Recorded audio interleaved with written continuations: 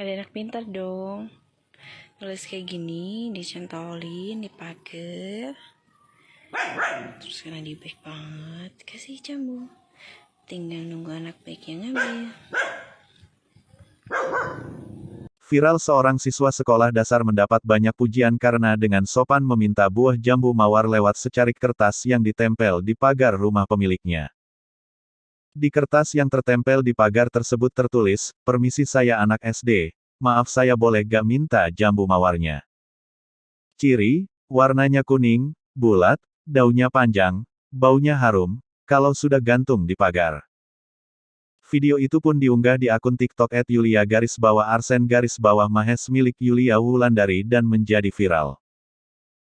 Pemilik jambu mawar Yulia Wulandari warga Desa Wedomartani, Kecamatan Ngemplak, Kabupaten Sleman, Daerah Istimewa Yogyakarta tidak menyangka video yang diunggahnya akan menjadi viral. Yulia menceritakan peristiwa tersebut tepatnya pada tanggal 12 Mei tahun 2021. Dia merekam momen itu karena terkesan dengan sikap sopan anak tersebut. "Saya senang banget karena, kok ada ya anak kecil berani minta ke rumah orang. Maksudnya dalam keadaan sepi dan dia itu langsung nulis. Saya langsung oh ini pasti anaknya baik. Sampai penasaran saya lihat dari kamar, bebernya.